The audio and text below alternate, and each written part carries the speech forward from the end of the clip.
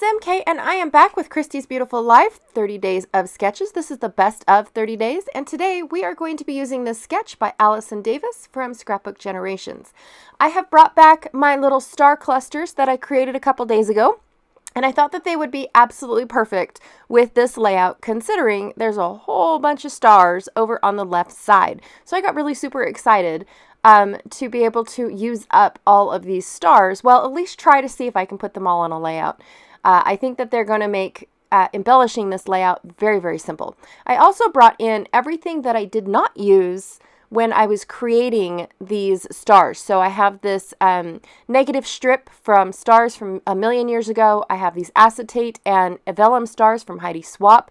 And then I have these Simple Stories layered stickers. Now I'm not really sure. I was thinking about bringing in these stickers to fill in the gaps, if there are any to be filled in, because of the fact that that sketch is a big old cluster of stars, and so I wanted to make sure that I had that large cluster as well.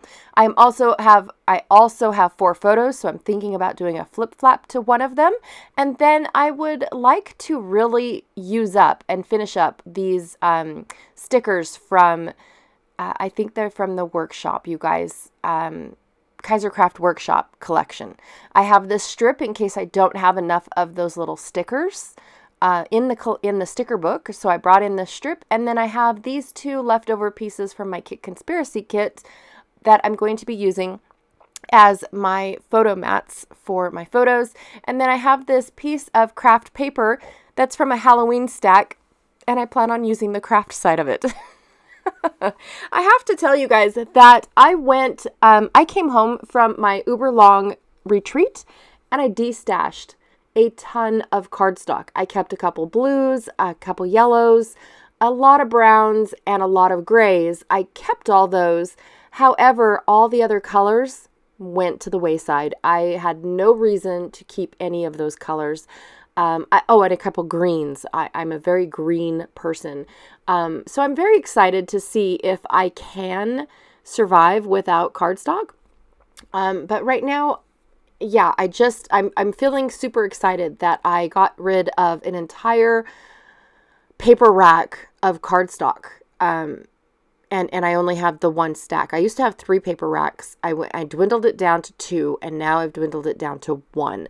I'm hanging on to the second cardstock rack just in case, but other than that, I am definitely going to, see if I can survive with just the few colors that I picked out.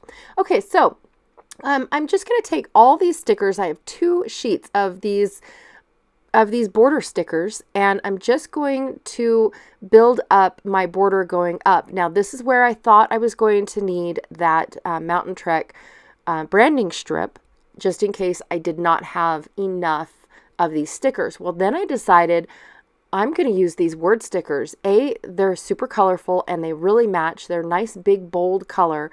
And B, I'm going to have so much going on as far as the photos and the clusters that you won't even be able to tell that there's words on there. And if you do, it's just going to be an I here, a T there, something like that. So I wasn't even worried about it after this point, but I was super excited to be able to fill in this entire row using nothing but these stickers. I did not need that branding strip at all for this one, once I decided to bring in all of these word stickers.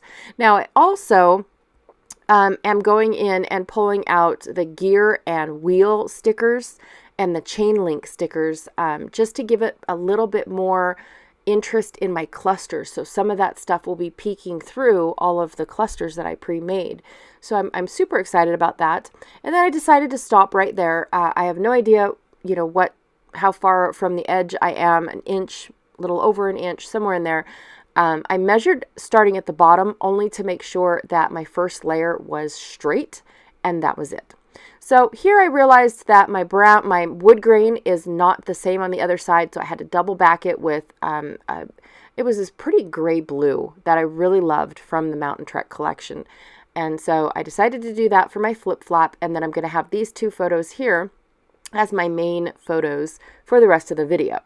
And then the flip flap is going to go over the photo on the right. And so that way, I don't really show you guys how to do the photo. I've showed you guys flip-flops before, but I don't show you guys putting them in my album and actually attaching them to my page protector. But the flip-flops don't go on your layout. They go on the page protector, on the outside of your page protector, over the photo that you're expecting it to cover up and be multiples of, just in case you guys didn't know about flip-flops. Okay, so here's where I'm going to start with the stars. I always start with my larger clusters first before moving on to the smaller clusters, because then I can use the smaller clusters to fill in the gaps. And that's what I'm doing here.